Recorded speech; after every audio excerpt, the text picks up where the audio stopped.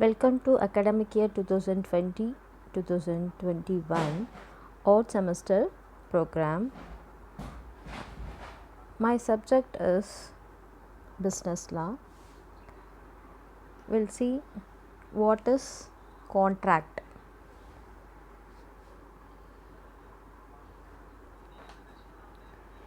A contract is a legally binding document that recognizes and governs the rights and duties of the parties to the agreements. A contract is legally enforceable because it meets the requirements and approval of the law.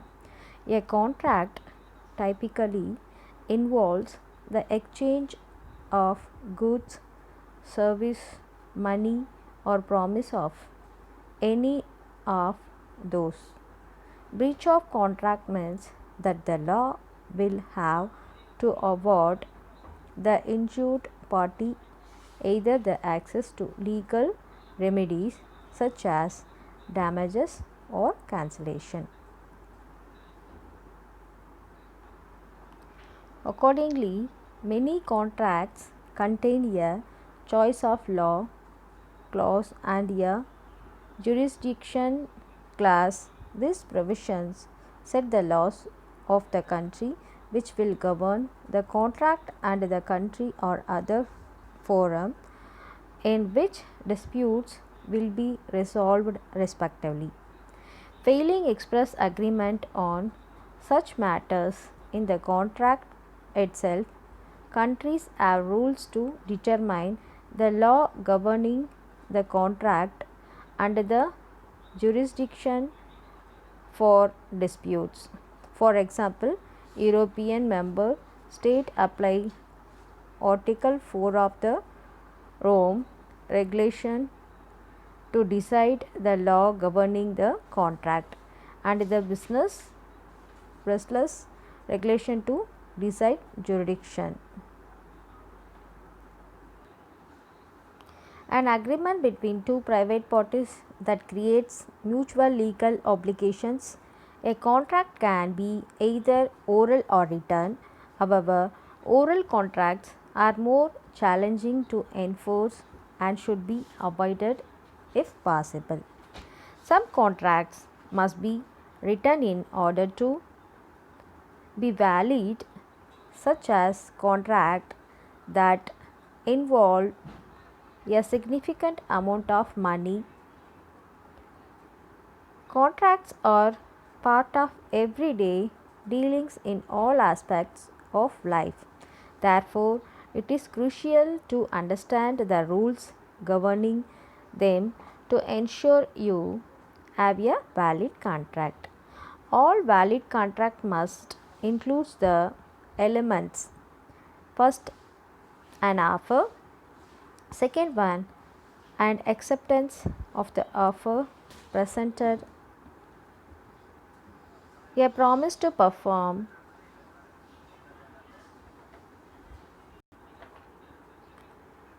a valuable consideration; a time or an event of when the performance must be made; terms and conditions for the performance; the 1,000 cupcakes are delivered and the person is paid $1,000. On top of that, the courts will not enforce certain contract unless they are in writing. These contracts fall under the statute of frauds and must be in writing. They include marriage contracts, contracts not to be performed within 1 year, interest in land contracts, paying decedent debt guarantees, and sale of goods contracts over a specific amount. Most contracts are governed by the state statutes, and therefore it is important to consider the local laws when dealing with a contract issue. The Indian Contract Act 1872, the law relating to contracts, is contained in the Indian Contract Act 1872. The Act deals with 1. The general principles of the law of contract section 1 to 75 and 2. Some special contracts only section 124 to 138. The first 6 chapters of the Act, which embody the general principles, deal elements its performance or breach and remedies for breach of contract. The remaining chapters deals with some of the special contracts, indemnity and guarantee. Chapter 8 section 124 to 147, bailment and pledge. Chapter 9 section 148 to 181, and agency. Chapter 10 section 182 to 238. The Act does not affect any usage or custom of trade. Trade section 1 para 1. The reference to sections in chapters 1 to 12 are to the Indian Contract Act 1872 unless otherwise stated. The law of contract is that branch of law which determines the circumstances in which promises made by the parties to a contract shall be legally binding on them. Its rules define the remedies that are available in a court of law against a person who fails to perform his contract and the conditions under which the remedies are available. It is the most important branch of business law. It affects all of us in one way or the other. It is, however, of particular importance to people engaged in trade, commerce, and industry, as bulk of their business transactions are based on contracts.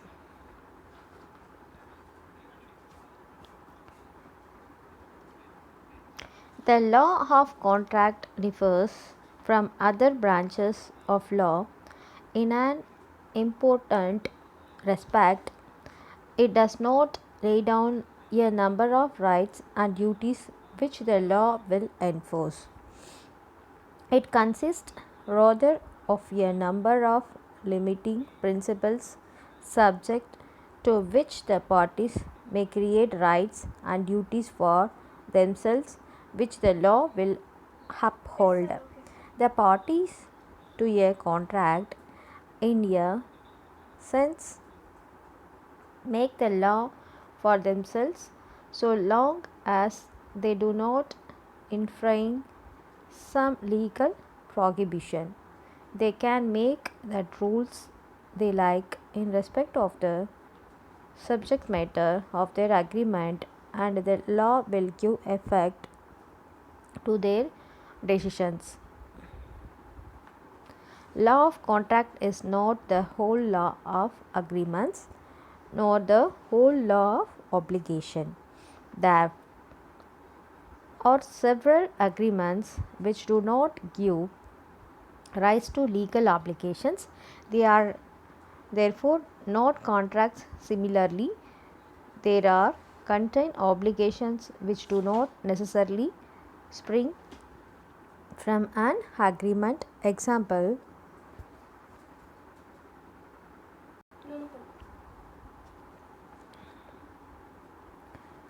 torts are civil wrongs, quasi contracts, judgments of courts.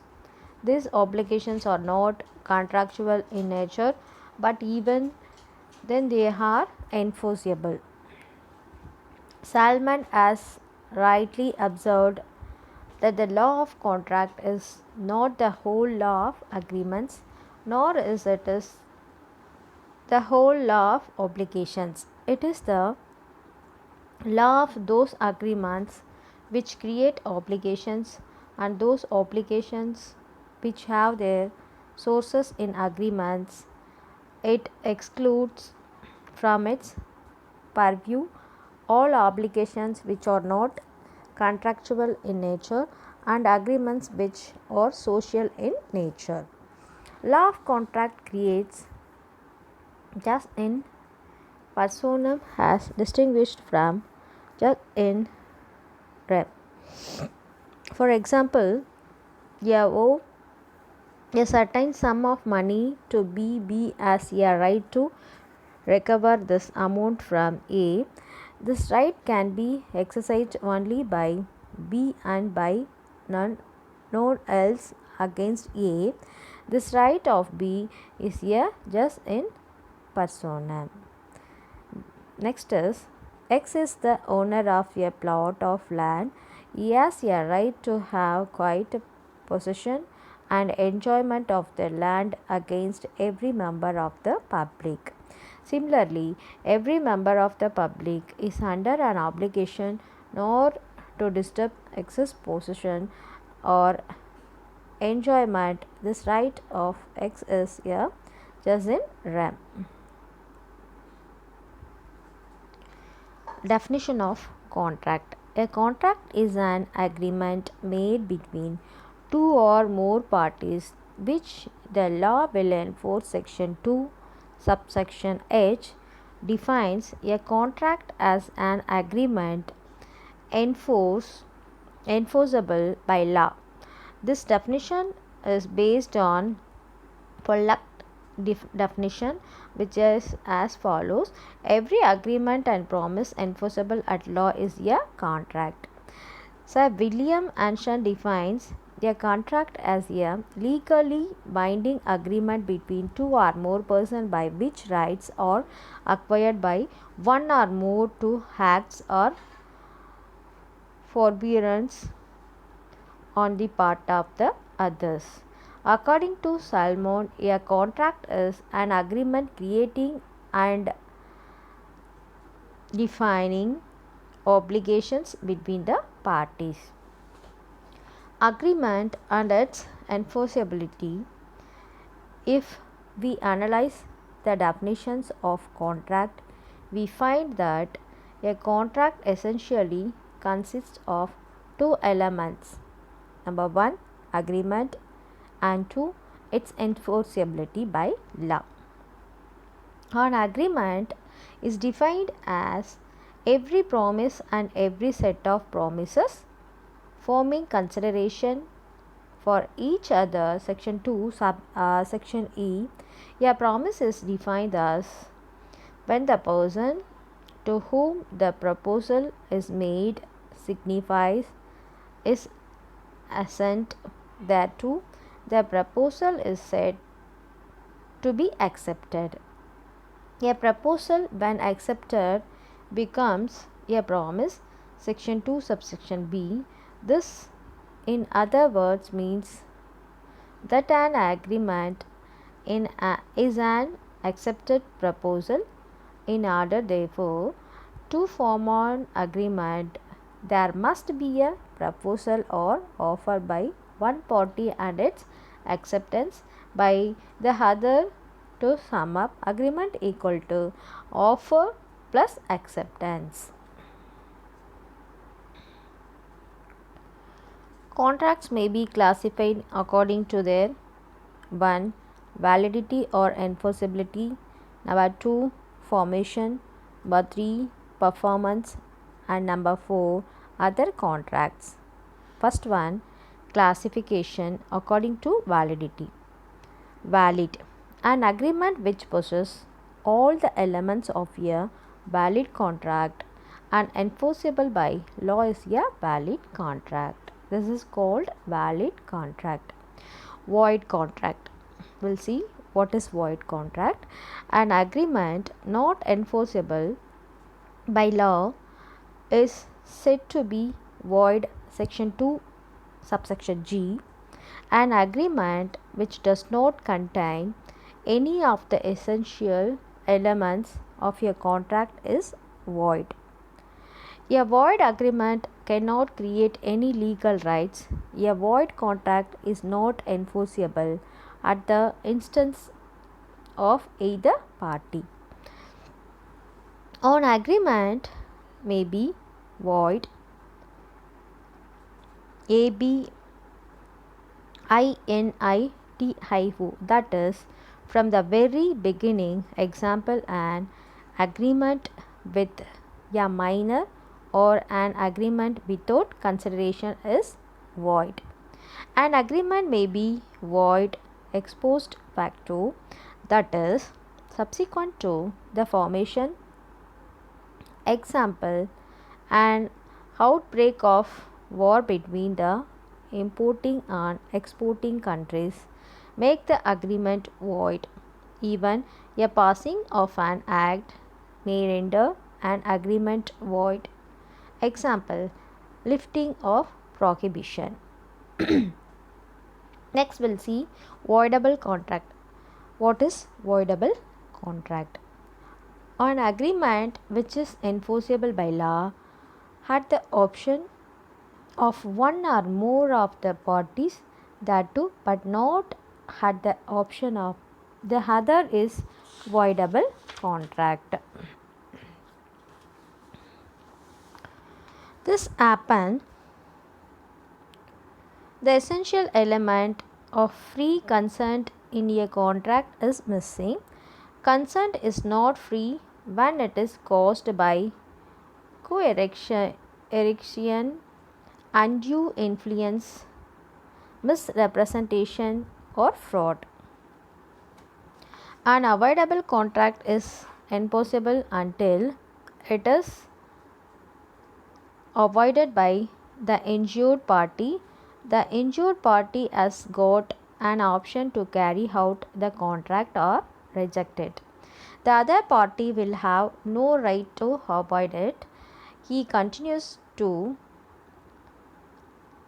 bind by the terms of the contract till it is performed or avoided, that is, the contract shall remain valid so long as it is not avoided by the party entitled to do so. Until it is avoided, it is a good contract. Example, a promises to sell his car to be for rupees 20,000.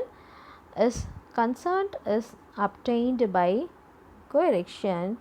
The contract is voidable at the option of A. He may avoid the contract or perform the contract. An agreement to become a contract must give rise to a legal obligation or duty. The term obligation is defined as a legal tie which imposes upon a definite person or persons the necessity of doing or abstaining from doing a definite act or acts. It may relate to social or legal matters. An agreement which gives rise to a social obligation is not a contract. It must give rise to a legal obligation in order to become a contract. For example, A agrees to sell a car to B for rupees 10,000. The agreement gives rise to an obligation on the part of A to deliver the car to B and on the part of B to pay rupees 10,000 to A. This agreement is a contract. A promise to sell a car to B for rupees 10,000 received by him as the price of the car. The agreement gives rise to an obligation on the part of A to deliver the car to B. This agreement is also a contract. Agreement is a very wide term. An agreement may be social agreement or a legal agreement. If A invites B to a dinner and B accepts the invitation, it is a social agreement. A social agreement does not give rise to contractual obligations and is not enforceable in a court of law. It is only those agreements which are enforceable in a court of law which are contracts. For example, A invites his friend B to come and stay with him for a week. B accepts the invitation, but when he comes to A cannot accommodate him as his wife had died the day before.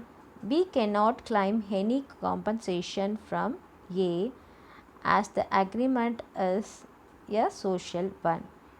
Next is, a father promises to pay his son ₹100 every month as pocket allowance. Later he refuses to pay. The son cannot recover as it is domestic agreement and there is no intention on the part of the parties to create legal relations. To conclude, contract equal to agreement plus enforceability at law. Thus, all contracts are agreements, but all agreements are not necessarily contracts.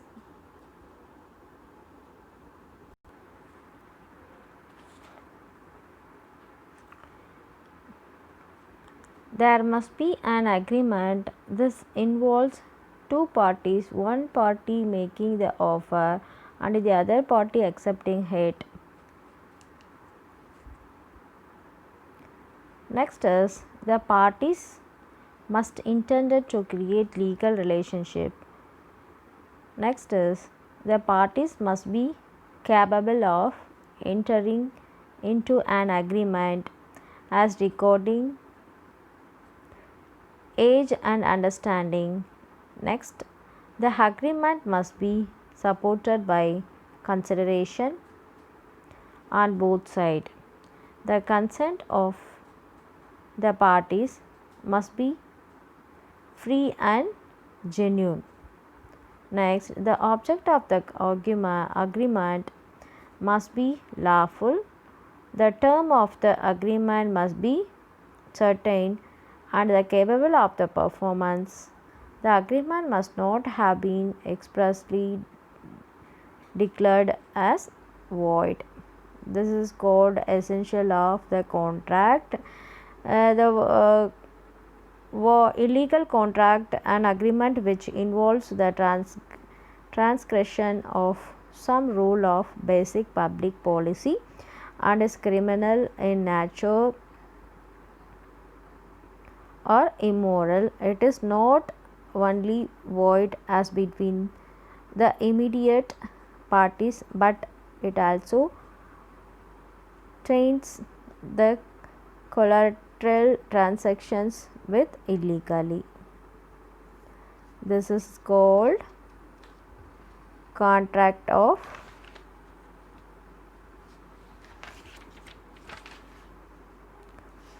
essential contracts.